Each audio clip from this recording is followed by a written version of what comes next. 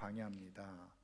자, 그래서 오늘 우리가 길게 이 33장 1절부터 우리 37절까지를 읽었는데 사실은 그 1장 33장 1절부터 37절까지 내용이 이스라엘 백성들이 애굽을 떠나서 그리고 시내 광야를 거쳐서 가데스 바네아에까지 이르게 되어지는 이 경로를 기록해 주고 있는 내용인데요. 이제 우리가 지금 말씀을 같이 보겠습니다만 두 군데서 신광야에 대한 표기가 있죠. 자, 먼저 11절을 먼저 보시면 11절 이렇게 되어져 있죠. 홍해가를 떠나 신광야에 진을 치고, 신광야를 떠나 이렇게 되어 있죠. 11절 12절에. 그래서 여기에 신광야가 먼저 나오고요. 그 다음에 36절에 한번 보세요. 36절. 36절에 보면 에시온 게베를 떠나 신광야 곧 가데스에 진을 치고 이렇게 되어져 있죠. 자, 그래서 성경에 신광야가 나오는데 신광야에 대해서 우리가 한번 살펴보도록 하겠습니다. 자, 먼저 신광야 이렇게 우리 한글로는 하나로 되어져 있는데요. 사실은 이게 성경의 히브리어 원어로는 좀 달라요. 그래서 여기 미드바르, 그 히브리어는 그 왼쪽에서부터 오른쪽으로 읽는다 그랬죠. 오른쪽에서부터 왼쪽으로, 죄송합니다. 그래서 미드바르, 여기 보면 신 이렇게 되어 있어요. 요거는 신이라는 말이고, 요건 미드바르는 광야라는 말입니다. 여기는 또 미드바르 친, 정확하게 말하면 친 이렇게 되어져 있어요. 자, 그래서 우리 성경에는 둘 다 신광야로 되어 있지만 히브리어로는 엄격하게 다르게 기록되어져 있는 것을 우리가 보게 되어지는데, 이게 이제 우리가 번역상에 조금 아쉬운 부분이에요. 히브리어로 정확하게 발음이 다른데 또 영어로도 표기 자체가 다른데 헷갈리게 왜 이렇게 신광야라고 똑같이 이렇게 번역을 해놨는지, 성경을 이거를 이렇게 조금 개정할 때마다 이렇게 조금 이거를 바르게 좀 하면 좋았을 텐데 좀 아쉬운 마음이 좀 없지 않아 있어요. 그래서 이제 이 광야라는 말이 미드바르라는 말인데, 이게 이제 어원은 다바르에서 나온 겁니다. 다바르라는 말 많이 들어보셨죠? 하나님께서 말씀하셨다 할 때 이 말씀하셨다라는 말이 다바르라는 말이에요. 그래서 희한하게 이 광야라는 이 단어가 바로 이 다바르라고 하는 말씀에서부터 나왔다는 건데요. 자, 그래서 이 어원을 통해서 이제 광야가 어떤 곳이냐, 특히 이제 유대인들, 이스라엘 사람들에게 있어서 광야는 어떤 곳이냐, 말씀이 있는 곳이다 이렇게 보고 있는 거죠. 실제로 그렇게 생각을 하고, 그러니까 하나님의 말씀을 듣기 위해서는 일부러 어떻게 해요? 광야로 나갔다는 거예요. 그래서 바로 광야는 어떤 곳이냐? 말씀이 있는 곳이다.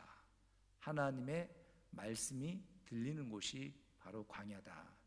이제 그런 의미에서 보면 우리가 광야의 삶, 광야가 사실은 영어로 표현하는 것처럼 와일드니스잖아요. 거칠고 험하고 그리고 황무지 같은 곳, 전혀 아무것도 사람들이 살아갈 수 없는 그런 환경을 우리는 광야 이렇게 이제 얘기를 하는데, 굉장히 험한 곳이고 그리고 많은 위험이 도사리는 곳이죠. 그런데 역설적으로 바로 그럴 때 어떻게 해요? 하나님의 말씀이 임한다는 거예요. 그런 의미에서 어떤 목사님이 쓴 책 제목이 광야를 걷다, 광야에 살다, 혹은 광야를 읽다 이렇게 시리즈로 제가 책을 펴낸 걸 제가 읽은 적이 있어요. 그러니까는 이게 광야가 어떻게 보면 굉장히 부정적인 의미를 내포하고 있지만 하나님은 그 속에서 어떻게 해요? 말씀하시더라는 거죠. 여러분, 그런 의미에서 이게 우리가 가지고 있는 신앙의 아주 중요한 역설이라고 할 수 있는데, 하나님의 말씀은 어디서 들리느냐? 평안하고 좋고 안락한 곳에서 하나님의 말씀이 들리는 게 아니라, 실제로 성경을 통해서 하나님의 말씀해 주시는 것은 하나님의 말씀이 잘 들리는 곳은 광야라는 거예요. 인생의 험한 위험한 때, 어려울 때, 그리고 고단할 때, 이럴 때 오히려 하나님의 말씀이 잘 들린다는 거예요. 그래서 우리가 잘 아는 것처럼 예전에 수도사들은 일부러 어떻게 해요? 수도를 하기 위해서 광야 생활을 하는 거예요. 여러분, 우리가 잘 아는 그 예수님이 오신 것을 예비했던 세례 요한도 어디예요? 유대 광야에서 생활했죠. 그래서 예수님도 사실은 그 유대 광야 생활을 하셨다, 이렇게 이제 기록을 많이 해주고 있죠. 자, 어쨌든 그래서 광야가 환경적으로는 굉장히 척박하고 힘들고 어려운 곳이긴 하지만 영적으로 역설적으로 보면 하나님의 말씀을 듣는 자리이고 하나님의 말씀을 경험할 수 있는 자리라는 거죠. 그런 의미에서 오늘 우리의 인생이 이렇게 광야 같은 것처럼 느껴진다고 하더라도 그것 때문에 환경에 주눅들어서 절망하고 낙심하고 포기하고 불안해하고 두려워하기보다는 오히려 이때가 내 인생에서 하나님의 음성을 말씀을 들을 수 있는 때구나 하고 하나님께 귀를 열어서 오히려 하나님의 말씀이 들려지는, 그리고 그 말씀을 통해서 광야를 통해서 내가 연단이 되어지고 그거를 통해서 내 인생이 더 아름다워지고 풍성케 되어지고 하나님을 경험하는 축복이 있기를 주님의 이름으로 축원합니다. 자, 그래서 일단은 이 신광야에서 여러분 와일드니스 오브 신이라고 되어 있죠. 그래서 진흙, 여기 신은 이게 이제 공교롭게도 이게 영어의 신이 죄잖아요. 근데 어쨌든 신인데 이거는 진흙이란 뜻입니다. 그래서 진흙의 광야라는 뜻이고요. 그 다음에 여기 와일드니스 오브, 이거는 친 이렇게 발음되죠. 그래서 요 TS라고 쓰기도 하고 또 어느 영어 표기는 Z죠. 영어 Z라고 표현을 해놓고 있기도 합니다. 자, 그래서 요거는 바로 바위인데 어떤 바위냐? 울퉁불퉁한 바위. 그래서 울퉁불퉁한 바위의 광야다, 이렇게 해석할 수 있어요. 근데 이제 성경에 씬이라고 하는 또 그 이름이 하나 더 나오는데 우리가 이제 요거는 다루지는 않아요. 에스겔 30장에 나오는데 요거는 이제 애굽 성의 이름입니다. 나일강 동쪽 지류 입구에 위치해 있고요. 현재 지명으로는 텔레 파라마라는지 펠루시움이라고 되어져 있습니다. 자, 그래서 우리가 출애굽 과정 속에서 지나가는 광야들이 있다는 겁니다. 총 6개의 광야가 있는데, 자, 그래서 여기 잘 안 보이실지 모르겠는데 여기가 수르 광야입니다. 수르 광야. 그리고 어떤 표기는 술 광야라고도 표기도 해놓고 있고요. 그 다음에 이 에담 광야인데 사실은 이 에담 광야와 이 술 광야를 같이 이렇게 사용하기도 한다는 겁니다. 그래서 같이 표기되어 있기도 합니다. 그 다음에 이제 우리가 이제 살펴볼 여기 신 광야가 여기 있죠. 신 광야. 그 다음에 여기는 이제 밑에가 시내산이잖아요. 여기 신의 광야라고 표기되어 있고 이스라엘 백성들이 이쪽으로 이제 올라오게 되어지는데 여기가 이제 바란 광야입니다. 그래서 여기 바란 광야가 있고 요 위에가 지금 마지막에 6번째 나오는 친 광야. 이렇게 제가 일부러 조금 발음을 좀 구분해서 하도록 하겠습니다. 그래서 친, 여기 친 혹은 찐 광야 이렇게 우리가 발음할 수 있는데 이 바란 광야는 굉장히 중요하죠. 왜냐하면 이스라엘 백성들이 여기서 38년, 정확하게 말하면 38년 정도를 이 바란 광야에서 생활하는 것을 우리가 볼 수가 있습니다.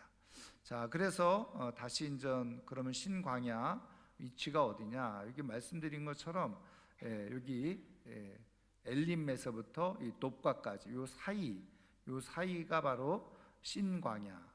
그렇죠? 그다음에 여기 가데스가 있죠. 가데스 위에 여기를 친광야 혹은 찐광야 이렇게 우리가 볼 수가 있습니다. 그래서 옆에 여기가 바로 말씀드린 그 신이라고 하는 애굽의 성읍은 여기입니다. 애굽의 성읍은 여기고 바로 여기 신 광야, 여기가 찐 광야. 이렇게 요거는 전통적인, 여기도 마찬가지고 전통적인 그 출애굽 경로를 해주고 있는 거죠. 자, 그러면 여기에서 일어난 아주 중요한 사건이 이제 있는데 그것을 먼저 한번 살펴보면요. 자, 출애굽기 16장 1절부터 3절입니다. 같이 한번 읽습니다. 이스라엘 자손의 온 회중이 엘림을 떠나 엘림과 시내산 사이에 있는 신 광야에 이르니 애굽에서 나온 후 둘째 달 15일이라. 이스라엘 자손 온 회중이 그 광야에서 모세와 아론을 원망하여 이스라엘 자손이 그들에게 이르되 우리가 애굽 땅에서 고기 가마 곁에 앉아 있던 때와 떡을 배불리 먹던 때에 여호와의 손에 죽었더라면 좋았을 것을 너희가 이 광야로 우리를 인도해 내어 이 온 회중이 줄여 죽게 하는도다. 아멘. 자, 그래서 지금 이 신광야에 이르러서 이스라엘 백성들이 이제 먹을 것이, 왜냐하면 2달이 지났으니까요.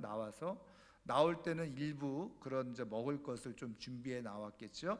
그런데 이제 그런 것들이 떨어지게 되어지니까 당연히 이제 원망하는 소리가 나오게 되어지는데, 이때에 여러분 우리가 이제 인간성을 좀 볼 수 있는 거죠. 그러니까 인간이 어떤 존재냐, 성경은 그것을 우리에게 많이 이제 사실은 고발해주고 있는 것을 볼 수가 있는데, 여기 원망해요. 원망은 할 수 있어요. 그렇죠? 아니 이제 와서 배고프니까, 물론 하나님이 뭐 원망하는 것까지 뭐라고 그러지는 않으실 거예요. 그거는 우리 인간이 가지고 있는 어떻게 보면 가장 기본적인 그런 뭐랄까 감정이라고 할 수 있으니까. 자, 그런데 문제는 뭐냐면 이런 이야기를 하는 거예요. 애굽 땅에서 고기 가마 곁에 앉아 있을 때와 떡을 배불리 먹던 때에 여호와의 손에 죽었더라면 좋았을 것을. 여러분, 이스라엘 백성들이 애굽 땅에서 고기 가마 곁에 있었고 떡을 배불리 먹었을까요? 여러분, 우리가 성경을 보면 그렇지 못하다는 것을 우리는 너무나도 잘 알고 있잖아요. 사실은 요셉을 알지 못하는 왕이 등장하면서 그때부터 사실은 이스라엘 백성들에게는 아주 혹독한 고난과 고통의 시간이 주어지잖아요. 그래서 성경을 우리가 읽어보면 이스라엘 백성들이 하나님 앞에 어떻게 해요? 울부짖었다 그랬잖아요. 그러니까 여러분 보세요. 이거를 이제 원망이 제가 늘 말씀드리지만 지금 현재에 대한 원망이 크잖아요. 그러면 지나온 과거를 자꾸 미화하는 거예요. 미화. 그래서 여러분 이스라엘 백성들이 자기네들이 정말 고통스럽고 힘들어서 하나님 앞에 부르짖을 정도로 어려웠던 건 생각 안 해요. 그리고서 어떻게 해요? 현재 배고픈 것을 더 극대화하고 원망하기 위해서 지나간 과거의 시간이 사실은 그렇지 않음에도 불구하고 어떻게 해요? 미화하는 거예요. 미화. 좋게. 그래야지 현재의 원망과 불평을 어떻게 할까요? 예, 합당화하는 거죠. 합리화하는 거예요. 옛날에는 내가 이랬는데 지금은 그렇지 못한 거에 대해서 이렇게 원망을 해도 그것이 나는 합리화하는, 이제 그게 바로 인간의 아주 악한 본성인 거죠. 예, 그래서 과거를 지나치게 막 미화해서 얘기하는 것은 사실은 우리 속에 있는 아주 좋지 않은 본성인 거예요. 자, 그래서 이게 원망이 극대화될 때 이런 문제가, 그러니까 하나님이 뭐 우리의 약함을 아세요. 근데 어떻게 해요? 자꾸 지나간 과거를 그냥 부풀려 가지고 말이죠. 이때가 좋았는데, 그때가 좋았는데, 이거는 하나님께서 별로 좋아하지 않으시는 이제 그런 모습이라는 거예요. 자, 그래서 하나님께서 여기에서 기적을 베풀어 주시죠. 출애굽기 16장 13절부터 15절 우리 한번 같이 읽겠습니다. 저녁에는 메추라기가 와서 진에 덮이고 아침에는 이슬이 진 주위에 있더니 그 이슬이 마른 후에 광야 지면에 작고 둥글며 서리같이 가는 것이 있는지라. 이스라엘 자손이 보고 그것이 무엇인지 알지 못하여 서로 이르되 이것이 무엇이냐 하니 모세가 그들에게 이르되 이는 여호와께서 너희에게 주어 먹게 하신 양식이라. 아멘. 그래서 우리가 잘 알고 있는 것처럼 바로 아침에는 뭐예요? 이슬이 진주에 있는데 이게 마르면 작고 둥글며 서리같이 가는 것이 있어요. 근데 이게 뭔지 몰라. 그래서 이스라엘 백성들이 이것이 무엇이냐, 이게 바로 히브리어로 만나라는 뜻이거든요. 그래서 말 그대로 만나, 그 만나의 원래 이름의 뜻은 이것이 무엇이냐 그런 거예요. 우리식으로 표현해서 맛이 난다 그런 뜻이 아니라는 거예요. 그래서 만나를 주신 거죠. 그리고 저녁에는 메추라기가 와서 진에 덮였다. 여러분 이거 성경 기록을 보면 이 메추라기가 와서 진에 덮이는데 어마어마하게 메추리가 날라와서 진에 덮여서 그냥 그 고기를 너무너무 많이 먹어서 이제 그렇게 이빨 사이에 낀다고 하는 기록까지도 있는 것을 보게 되어져요. 자, 어쨌든 말씀드린 것처럼 이 신광야에서 이제 먹지 못하는 것으로 인해서 배고픔으로 인해서 원망이 일어나게 되어졌을 때 하나님께서 만나와 메추라기를 기적을 베푸신 거죠. 은혜를 베푸셔서 먹이시는데, 여러분 이 만나와 메추라기를 언제까지 먹습니까? 성경에 보면 이스라엘 백성들이 가나안 땅에 들어가서 만나와 메추라기가 그쳤다. 성경은 그렇게 표현하고 있어요. 여호수아서를 읽어보면은 이스라엘 백성들이 가나안 땅에 들어가서 하나님께서 주시는 만나와 메추라기를 하나님께서 이제 그치게 하셨던 것을 보게 되어지는데, 말씀드린 것처럼 여기가 이제 광야예요. 그냥 제가 이거는 인공사전으로 보여드리는 거고 바로 이런 곳이다. 그러니까 뭐 사람들이 뭐 제대로 살아갈 수 없는 상황이고, 요거는 이제 뭐 실제 이게 만나냐? 제가 볼 때는 그건 아니고 약간 이거는 이제 학자들이 신광야에서 이제 이 만나가 우리는 하나님이 내려주시는, 말씀드린 것을 이슬이 내려서 그게 말라가지고 이렇게 과자처럼 만들어지는 것을 성경은 이제 만나라고, 하나님이 기적적인 은혜의 선물이잖아요.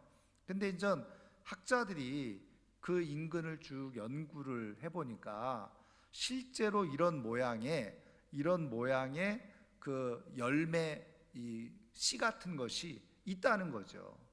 이제 두 가지를 이제 얘기하는데, 하나는 이런 이제 열매 씨 같은 것이 실제로 있고, 또 하나는 나무에서 나오는 어떤 진액, 이런 것들이 이제 둥글둥글 뭉쳐지게 되어지면 성경에 표현해주고 있는 그런 것들이 된다.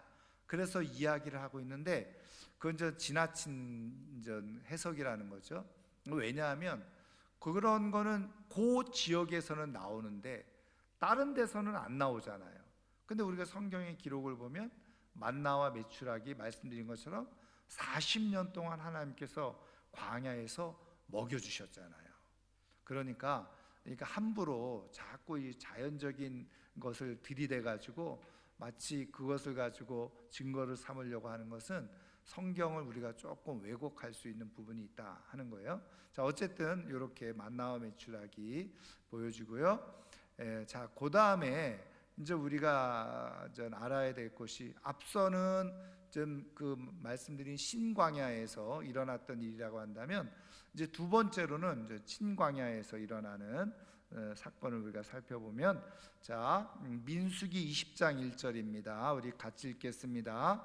첫째 달에 이스라엘 자손 곧 온 회중이 신광야에 이르러 백성이 가데스에 머물더니 미리암이 거기서 죽음에 거기에 장사되니라. 아멘. 자, 그래서 이 내용은요, 민수기 20장은 이제는 이스라엘 백성들이요, 말씀드린 것처럼 13장, 14장, 15장에 걸쳐서 어떤 일이 일어납니까? 처음에 여러분 지도를 보시면 이렇게, 이게 이제 전통적인 경로잖아요. 그래서 말씀드린 것처럼 수르 광야가 여기 있고 에담 광야, 그다음에 신 광야. 우리 아까 앞에 먼저 살펴본 거죠. 여기 화살표로 여기 친 광야라고 이렇게 돼 있고, 여기가 바로 가데스 바네아잖아요. 그래서 이스라엘 백성들이 이렇게 가서 가데스 바네아에서 이쪽 정탐을 하고 돌아오죠. 근데 아시는 것처럼 그것에 대해서 불안과 두려움을 가지고 하나님을 원망하게 되어져서 결국은 여기서 어떻게 해요? 이 바란 광야죠. 바란 광야에서 여기서 이제 38년 동안 지내게 되는 일이 일어나게 된 거예요. 자, 그래서 오늘 지금 앞에 이 20장 이 말씀은 이제 그렇게 세월이 흘러서 40년 가까이 됐을 때 바로 미리암이 요 가데스에서 다시 여기서 뱅글뱅글 요 광야 바란 광야에서 뱅글뱅글 돌다가 다시 가데스에 왔을 때 바로 이 미리암이 이제 죽는 일이 일어나게 된 거죠. 그래서 이 가데스 바네아는 이 신광야랑 찐광야죠. 성경에는 신광야로 되어 있는데 친광야랑 이렇게 연결되어져 있는 곳에 가데스 바네아가 있다는 겁니다. 자, 그다음에 이 옆에 지도는 조금 확대해 놓은 건데요. 말씀드린 것처럼 여기가 이제 바란 광야, 그다음에 여기 말씀드린 친광야죠. 그다음에 여기는 네게브 광야라고 그랬는데 이 네게브 성경에는 이제 네게브라고 그대로 써져 있는 경우도 있고 남방이라고. 근데 이 네게브라고 하는 뜻이 남쪽이에요. 남방이라는 거예요. 그래서 어떤 성경은 이 네게브를 번역을 해서 남방 이렇게 번역해 놓은 곳이 있고, 최근에는 이게 이제 고유명사처럼 네겝 해가지고 그대로 번역을 해놓은 경우도 있습니다. 이게 여기가 네겝 광야죠. 자, 여기에 이제 말씀드린 것처럼 가데스 바네아가 여기에 있어요. 그래서 자, 이스라엘 백성들이 우리가 이제 지금 33장 우리 민수기 33장 읽은 경로를 보면 요 경로가 이렇게 와서 여기가 에시온 게벨이거든요. 그래서 이 에시온 게벨에서 여기 가데스 바네아에 왔다가 이 가데스 바네아에서 정탐꾼을 보내고 그리고 돌아왔잖아요. 그리고 나서 이제 원망하고 우리가 죽게 됐다 그러니까 그러면 하루를 1년으로 해서 40년 동안 광야 생활을 해야 된다. 그랬더니 저 백성들이 아니다. 그럼 우리 올라가겠다 해가지고 올라가죠. 그래서 여기 호르마라는 곳까지 올라갔다가 이 가나안 족속들에 의해서 완전히 이제 패배하고 돌아오게 되어집니다. 그럴 때 이 돌아올 때 여기 호르산이 있죠. 호르산. 그래서 여기 지난 우리가 호르산은 배웠지만 제벨 여기는 마두라라고 하는 곳인데 이제 여기에서 누가 죽죠?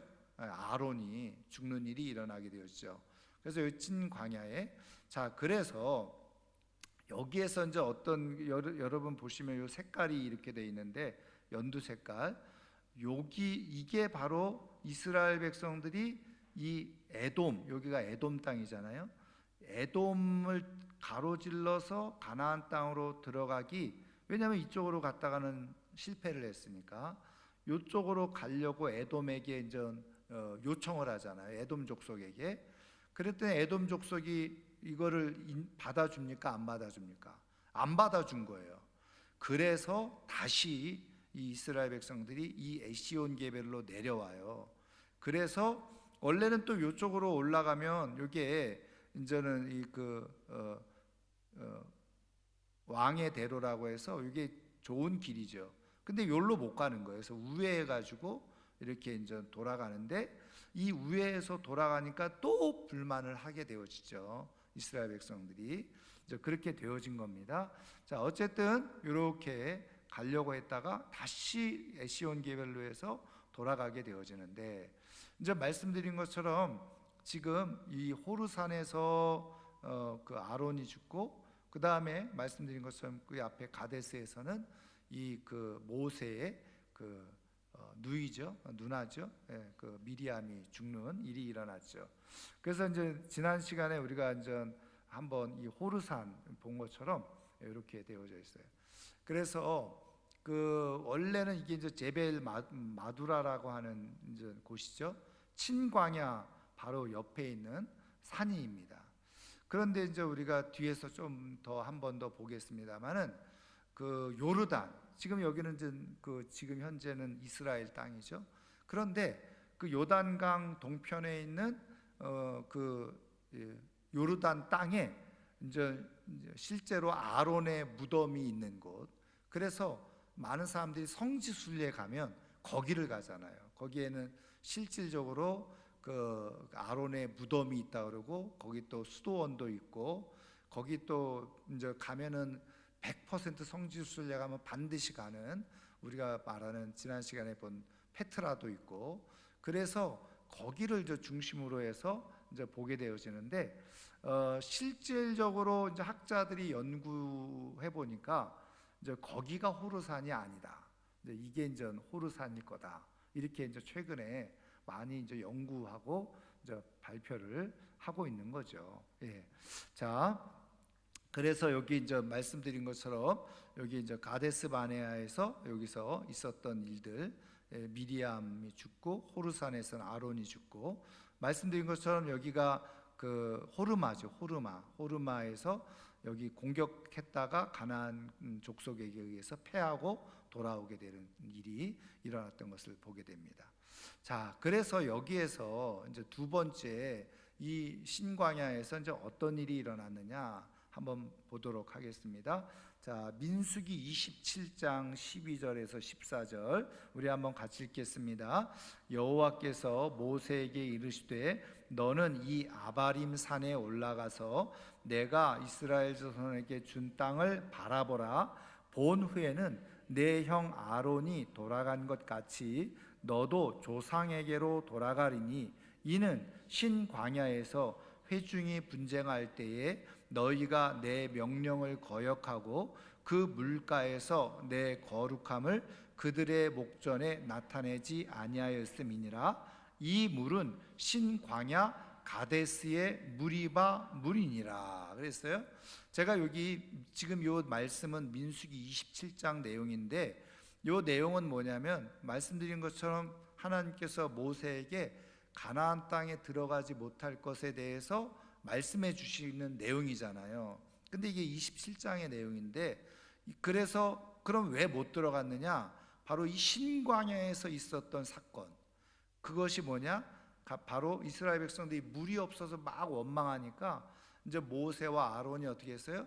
바위를 2번 내려쳐서, 그래서 이제 물이 나왔는데 하나님께서 그것 때문에 진노를 하셔가지고 그것 때문에 모세가 가나안 땅에 들어가지 못하는 그런 일이 생겨난 거잖아요.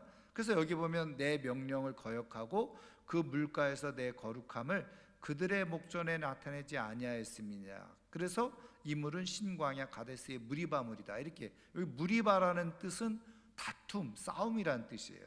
그러니까 다툼의 물, 싸움의 물이라는 거죠. 자, 그래서 요 실제적인 내용이 민수기 20장에 요 내용 사건이 자세하게 기록이 되어져 있는 거예요. 그래서 앞서 말씀드린 것처럼 이스라엘 백성들이, 자, 요거 지도를 한번 보도록 좀 하도록 하겠습니다. 예.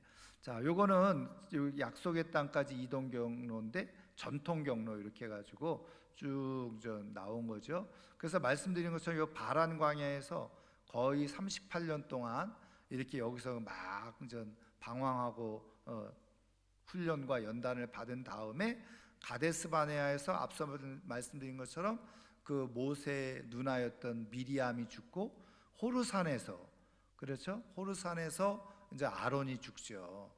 자, 그런데 그 일이 있고 나서 어떻게 해요?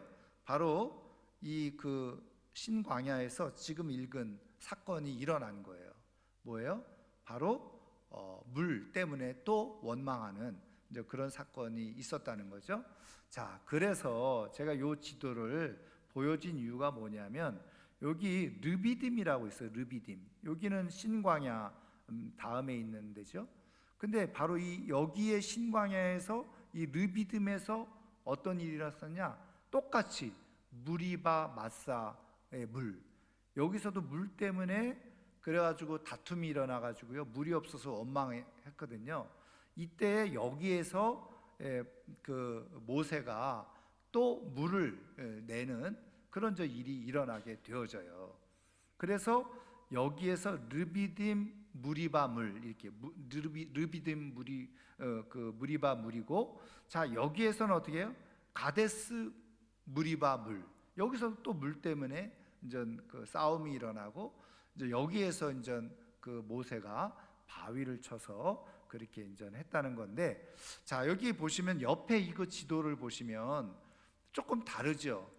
이거는 지금까지 전통적인 그 출애굽 경로입니다. 그래서 여기가 이제 시내산인데, 이거는 이제 우리가 또 뭐 새로운 이제 학설, 물론 이제 전에도 있었던 학설인데, 그 이제 김승학이라고 하는 그 박사가 이제 이 사우디아, 이쪽이 사우디아라비아거든요. 사우디아라비아의 왕의 그 주치의로 활동을 하면서 이 지역을 다, 이게 이제 군사 지역이어서 관광객도 못 들어가고, 또 특별한 학술 연구자들도 아주 철저한 그 보안 속에서, 이건 군 경계지기 때문에 못 들어가는데, 이 김승학 박사는 이제 왕의 주치의니까 이제 여기를 수없이 다니면서 이제 발굴을 역시 이제 했더니, 제가 예전에 출애굽 경로 말씀드린 것처럼 여기가 진짜, 여기가 시내산이 아니라 여기가 시내산이다. 그러면서 이제 그래서 여기가 신광야, 여기가 르비딤이고 뭐 이렇게 이제 얘기를 하는데, 그래서 여기에서 이 경로가 이렇게 돼서 여기 비하이롯해서 여기가 이 건넌 게 여기 홍해를, 여기를 건넜다는 거죠. 우리가 전통적으로 건넌 홍해는 여기를 얘기하는데, 지금 이분은 여기를 얘기해요. 근데 여기 이 홍해가 이제 전체적으로 굉장히 깊은데, 바닷속이 여기만 조금 얕다는 거예요. 그리고 이제 그 물이 굉장히 맑아가지고 영상으로도 많이 나와 있어요. 실제로 그 이제 이 바다 밑속으로 들어가서 잠수해서 보면 그 당시에 이제 그 전차들의 이 그 뭐라 그러죠? 이거 바퀴 잔해들이 많이 이제 발견되고 있다는 거죠. 근데 이런 데서는 그런 흔적이 아무것도 없어요. 근데 여기에서 그렇다는 거예요. 근데 제가 왜 이거를 설명하고 있냐? 재미난 얘기를 조금 하려고 그래요. 자, 그래서 그 다음에 이제 지도를 제가 이제 보면, 지금 요 보시면 무리밤을 해가지고 이렇게 돼 있잖아요. 요게 이제, 근데 우리가 가데스 바네하고는 전혀 다르죠. 그래서 여기가 지금 이스라엘 땅이고 여기가 요르단인데, 말씀드린 것처럼 앞서 말씀드린 그 호르산은 여기 요 정도에 있어요. 근데 여기에도 호르산이 있단 말이에요. 요르단에.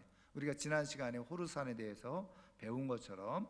그리고 여기에 또 페트라가 있고, 여기 보시면 무리바 물이라고 돼 있죠. 예. 여기는 이제 예전에 에돔 땅이죠. 그래서 이쪽으로 가다 보면 이런 게 나온다는 거예요. 여기 지금 이런 집이 있어요. 예. 그런데 이 건물 안에 들어가면 이 바위에서 진짜 물이 나오는 게 있다는 거예요. 바위에서 물이 나와. 그래서 이게 바로 모세가 쳤던 이제 바위였다, 이렇게 이제 얘기한다는 거죠. 여기서는, 그러니까 요르단에서는. 사실은 그래서 말씀드린 것처럼 성지순례 가면, 호르산 가면 다 여기를 가요.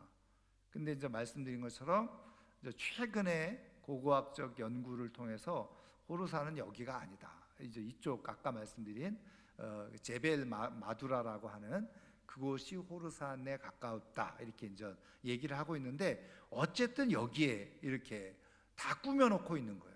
그럼 이제 성지순례 가면은 이제 관광객들은 다 여기 가가지고 사진 찍고 이게 그렇다는 거죠.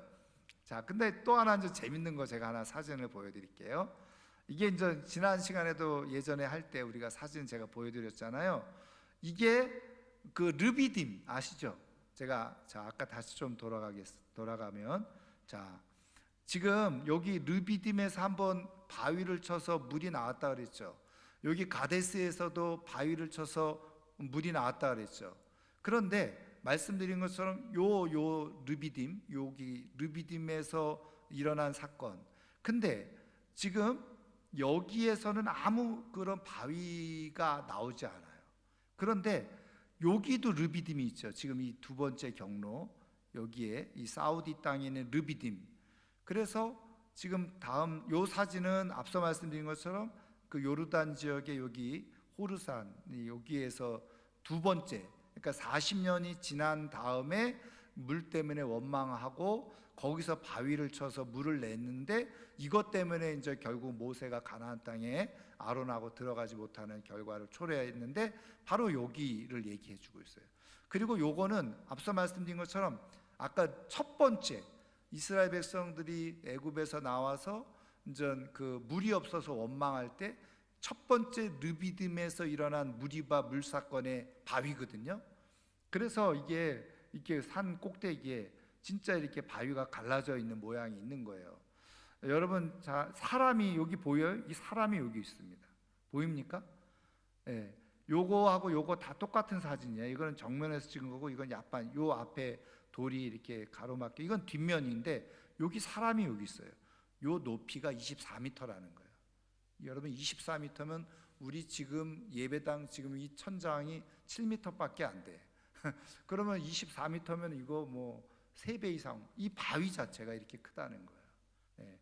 근데 제가 지금 왜 이 이야기를 하냐면 이렇게 실컷 이게 르비딤 무리바 그 바위다 이렇게 이제 막 인터넷에서 이 사진 찾아보면 다 있습니다. 그럼 이 사진이 어디에 있어요? 어디에 있어야 되느냐? 여러분 말씀드린 것처럼 이게 이제 전통적인 경로면 르비딤이 여기서 일어났잖아요. 그럼 아까 그런 엄청난 바위 사진이 여기서 나와야 되잖아. 근데 이 바위 사진이 여기서 나오는 거예요. 그리고서 이거 그러니까 우리가요 잘 모르면 자료 같은 것도 엉뚱한 거 가지고 막 이제 그러니까 사람들이 모르니까 저를 아까 말씀드린 그런 그 20m짜리 바위를 두고서 말이죠. 예, 이게 또 왜 안 옮겨가느냐? 예. 그 다음에 안 옮겨갔어. 이게 지금 왜 안 이걸로 그냥 해야 되겠어. 예. 요 바위가 앞서 말씀드린 것처럼 전통적인 경로의 르비딤에서 발견된 게 아니에요. 그런데 이거를 실컷 사진 찍어가지고 이게 르비딤 바위다, 무리바 바위다 이렇게 해놨는데 실질적으로는 말씀드린 것처럼 이게 사우디아라비아에 있는 그 바위라는 거죠.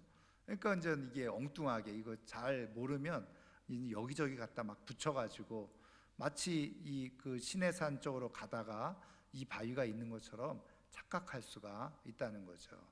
이제 그렇지 않다는 거. 어쨌든 그래서 이 무리바 물 사건 있다는 겁니다. 자, 그리고 이제 마지막으로 보시면 이제 이 그 신광야죠. 가나안과 유다의 남쪽 경계로 되어져 있다. 그래서 자, 민수기 34장 1절부터 3절 같이 읽습니다.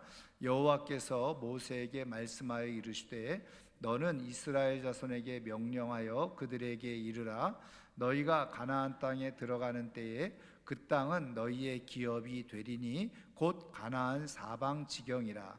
너희 남쪽은 에돔 곁에 접근한 친광야니 너희의 남쪽 경계는 동쪽으로 염의 끝에서 시작하여. 그래서 이 가나안 땅의 그 이스라엘 백성의 남쪽 경계에 이제 신광야인 걸 말씀해 주고 있죠. 자, 여호수아 15장 1절인데 이제 유다 자손이 사실은 이쪽 남쪽 끝에 있으니까 같이 읽습니다. 또 유다 자손의 지파가 그들의 가족대로 제비 뽑은 땅의 남쪽으로는 에돔 경계에 이르고 또 남쪽 끝은 신광야까지라 그랬어요. 그래서 여기 보시면 여기 이제 그 12지파 분배해 준 거고요. 여기 마지막에 요 끝에 신광야가 있는 것을 보게 되어집니다. 자, 그래서 오늘 말씀을 좀 마치면서 정리를 하면요. 예, 오늘 우리가 이제 이 광야, 이 신광야를 통해서 하나님께서 우리에게 주시는 메시지가 있죠. 말씀드린 것처럼 광야는 아무것도 없는 곳이잖아요. 예, 그런데 하나님께서 거기에서 어떻게 했어요? 만나와 메추라기 내려주시고 그리고 또 물을 내려주시고. 그래서 광야는 어떤 면에서는 사람이 살아가기에 어려운 곳이기는 하지만 하나님은 그곳에서 어떻게 해요? 하나님을 경험하게 하시는 그런 은혜와 축복의 역사를 베풀어 주셨다는 거죠.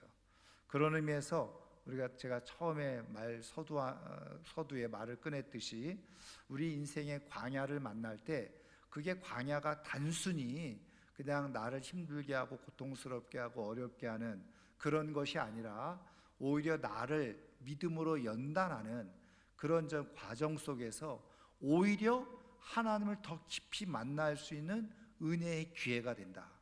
하나님의 기적을 경험할 수 있는 기회가 되어진다. 우리가 그것을 깨닫고 인생의 광야를 지나가게 되어지면 그게 고스란히 하나님을 경험하는 복된 역사가 일어나요. 그래서 우리 인생의 광야를 만날 때 자꾸 원망하고 불평하기보다, 물론 우리가 다 약하니까 순간적인 원망의 감정도 생길 수 있죠. 그런데 원망의 감정으로 계속 하나님 앞에 불만을 쏟아내기보다 잠시 힘들고 어려워서 때로는 원망 아닌 원망도 우리가 생겨나지만 오히려 이때가 내가 하나님을 경험할 때다, 하나님의 은혜를 경험할 때다, 하나님의 말씀의 역사를 경험할 때다 하고 오히려 하나님 앞에 더 깊이 나아감으로 말미암아서 하나님께서 베푸시는 은혜의 기적들을 경험하며 살아갈 수 있는 하나님의 사람들이 꼭 되기를 주님의 이름으로 축원합니다. 그래서 이 시간 기도할 때 하나님, 내 인생에 이런 광야를 만난다고 할 때 그것 때문에 내 인생이 불행해지거나 오히려 망가지는 것이 아니라 오히려 그 광야를 통해서 내가 하나님의 말씀을 더 가까이 하고 하나님의 말씀을 듣고 기도하는 가운데 거꾸로 광야의 축복, 광야의 기적, 광야의 은혜를 경험하며 살게 해 주옵소서. 오늘 이 시간 함께 기도하는 시간 갖겠습니다.